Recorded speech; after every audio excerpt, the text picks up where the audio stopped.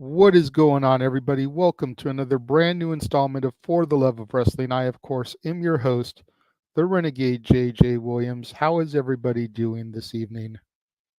Good to see everyone here, seeing people come into the chat room. Good to see everybody filing in. Thank you for joining me after midnight here on the East Coast, or 9 o'clock where I am over on the West Coast. Raw was a decent show tonight. Without any further ado, let's get into it. As the show comes on the air, we see Braun Breaker, Jey Uso, and Drew McIntyre all arrive. We then see Mysterio, rolling up to the arena in a lowrider with Liv Morgan in the shotgun seat. Can they play up the Eddie thing anymore? Seriously. As they enter the backstage area, we see Braun Strowman and Bronson Reed still brawling from last week. The music hits, and Liv and Dom make their way to the ring. Liv says that the Liv Morgan Revenge Tour is going exactly as she planned. She said that she promised to take everything from Rhea, and that's exactly what she's done. The Women's World Championship, the Judgment Day, and Dom. This, of course, brings out Rhea, who tells Liv to shut up. She says she's not going to hit her so she can take it easy. The crowd begins to chant "Mommy," and Liv tells the crowd to shut up. Liv then says that she's going to defeat Rhea at Bad Blood, not because she's bigger or stronger, but because she's smarter than her. Rhea then makes the announcement that at Bad Blood, during Rhea's match against Liv, Dominic Mysterio will be suspended above the ring, trapped inside of a shark cage. Sami Zayn then makes his way to the ring for a match against Ludwig Kaiser. And this was a really solid match, designed to get Sami closer to his title opportunity against Gunther, all while making Kaiser look amazing in the process. Kaiser dominated the majority of the match, but Sami got the hero's comeback for the victory. Post-match, Gunther comes out and he says that the time and place is right for Gunther to tell him no one more time for his title opportunity. I'm not sure how I feel about this because I feel like they're making Gunther seem weak because he's running from Sami. We'll see how things go. We then see Xavier Woods sitting backstage. Kofi comes in with the trombone, a couple boxes of Bootios, and wants to try to cheer Woodsy up. Woods says that they need to get more serious. Kofi goes on to tell Woodsy that he can be the QB, calling the plays for the next few weeks. American Made comes in and they try to clown the New Day, and Woods makes a challenge to the Creeds for a match later on in the evening. Apologies for yawning. We then get a hype-up video to set up our main event for the evening, Jey Uso versus Braun Breaker for the Intercontinental Championship. Very good, well-produced video, I believe. Dom and Liv then go to Adam Pearce regarding the shark cage stipulation, but Pearce is unrelenting. The rest of the Judgment Day encounter Ilya Dragunov, and tensions arrive between Dragunov and JD McDonough. I will take a match between these two all day, every day, please and thank you very much. Dragon Lee versus Carlito is a short match that sees Dragon Lee get the victory here after interference by Rey Mysterio. Aren't the LWO babyfaces? Why heel tactics to win? Backstage, we see Karrion Kross trying to get inside the head of The Miz, trying to get Miz to go back to the darkness. Ahead of the premiere of the Mr. McMahon documentary on Netflix this week, a bunch of Netflix personnel are shown in the front row. Of course, it's to hype the move from Raw to Netflix. Interesting timing, though. Kathy Kelly and Sheamus are backstage, and Kathy asks Sheamus if he is done with Pete. Sheamus gets the crowd to chant "Call him Butch" after saying it multiple times, pretty much forcing the crowd to do it. Lane promo here. Starting to get behind Sheamus again, and he lost it. Miz versus Bronson Reed, and as Bronson Reed makes his way to the ring, Braun Strowman jumps off the entrance barricade, attacking Reed. Miz leaps over the top rope, taking out both behemoths. Security then comes out to break the big men up. Reed gives 2 security guards a tsunami. More security come out. Both men keep fighting. These men need to fight and get this over with. Tired of seeing the same shit each week. Either progress the storyline or end it. And as we find out later in the evening, we are going to progress it. Drew McIntyre then comes to the ring as we enter the second hour of Raw. He says that he's been thinking about what Punk said all week.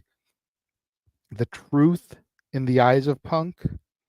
Drew says he doesn't want to go back inside Hell in a Cell, that he's been there more than once, and it's broken things that still aren't fixed to this day.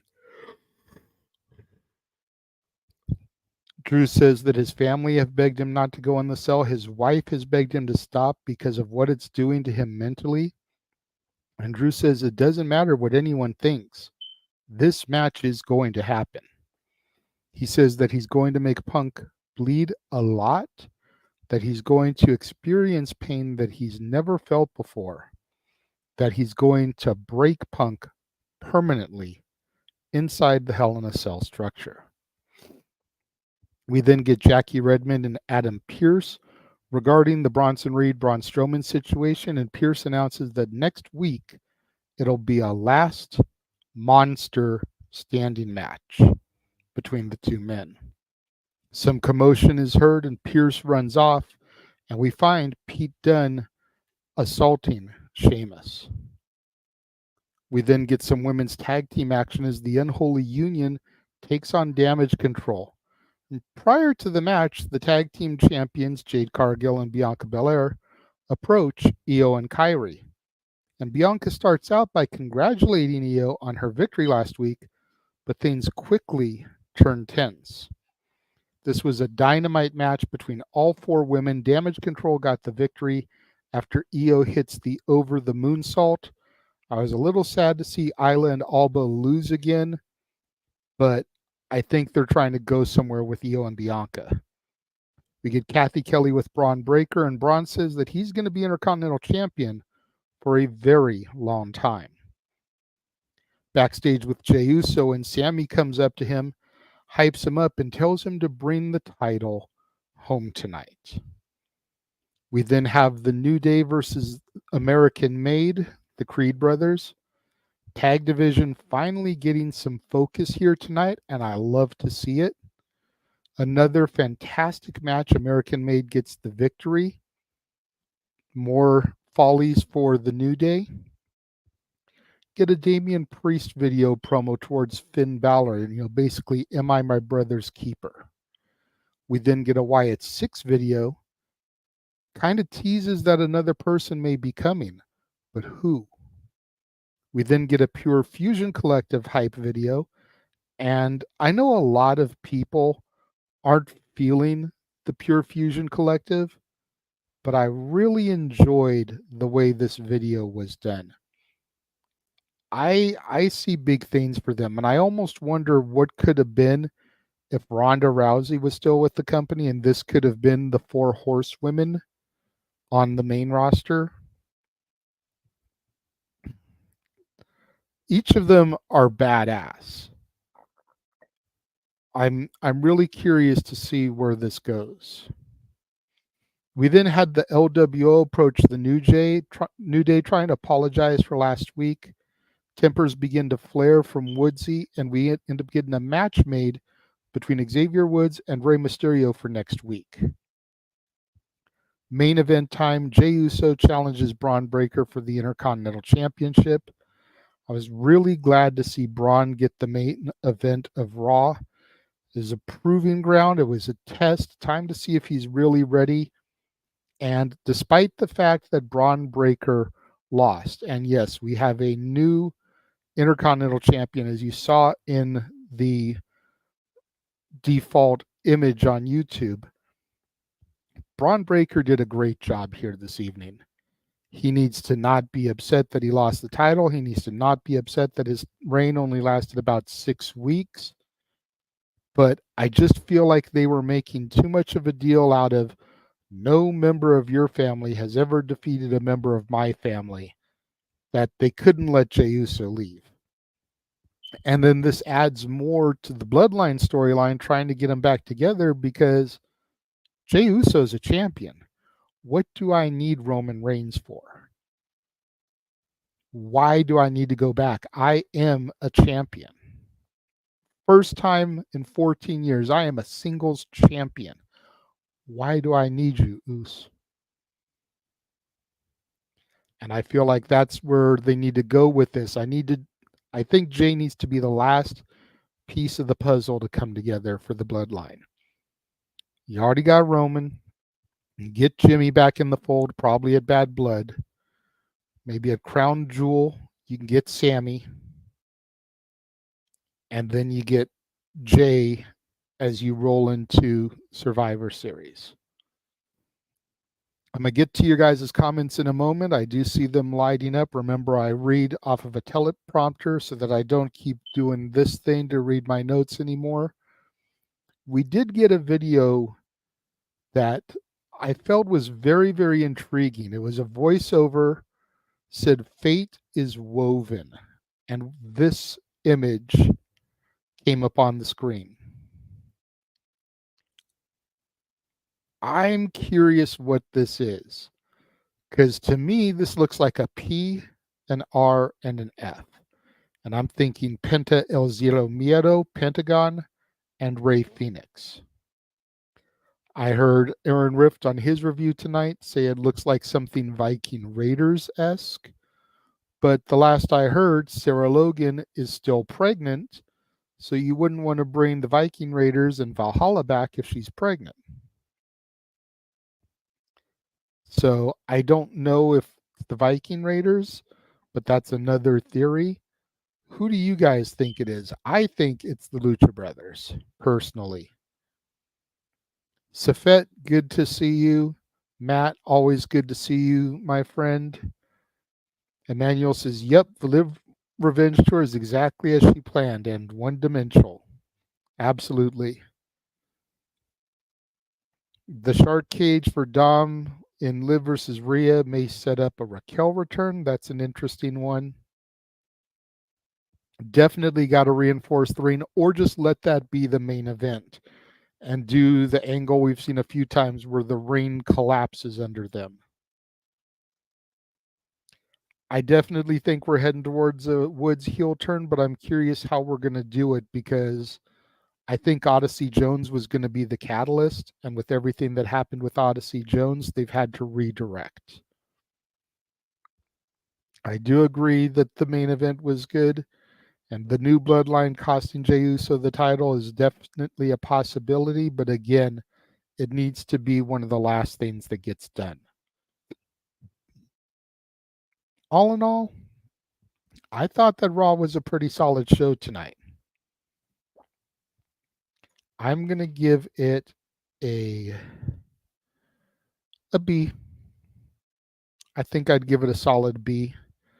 I wasn't really disappointed by anything except for maybe the length of time in the Carlito Dragon Lee match. Match of the night by and far was Braun Breaker versus Jey Uso. The two tag team matches were right there, the men and the women.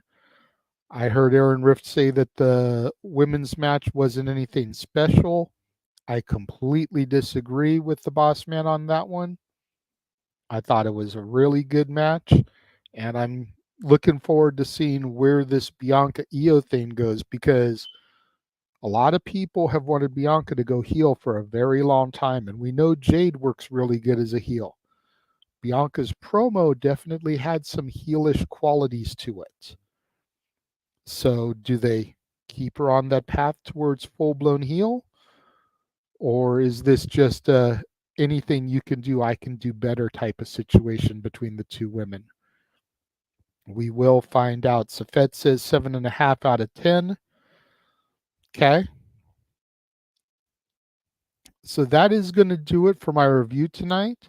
I am going to take the opportunity before I sign off to remind people that if you are into movie reviews, make sure you join the members only section of the Casa D18 Studios channel, because right now my review of The Killer's Game, the latest offering from Dave Bautista with the appearance from Drew McIntyre in a minor role, went live up there this afternoon just prior to Raw.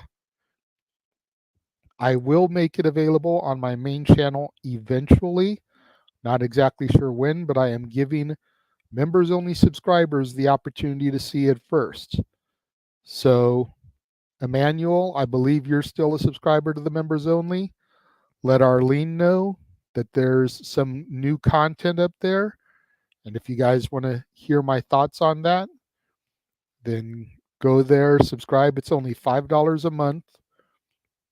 I also will be having my review of the Mr. McMahon documentary from Netflix on the members only section first. That drops Wednesday. I plan to watch it over Wednesday and Thursday, film on Friday, and hopefully have it either Friday evening or Saturday up on the channel. I want to have it up as quickly as possible so I can tap into things while it's relevant. And again, just like The Killer's Game, it will make its way to the main site eventually. Not exactly sure when. So if you want to know my thoughts on The Killer's Game or the Netflix Mr. McMahon documentary, sign up to the members only section. Again, it's only $5 a month. That's going to wrap it up for tonight here on For the Love of Wrestling. I will be back tomorrow for my NXT review.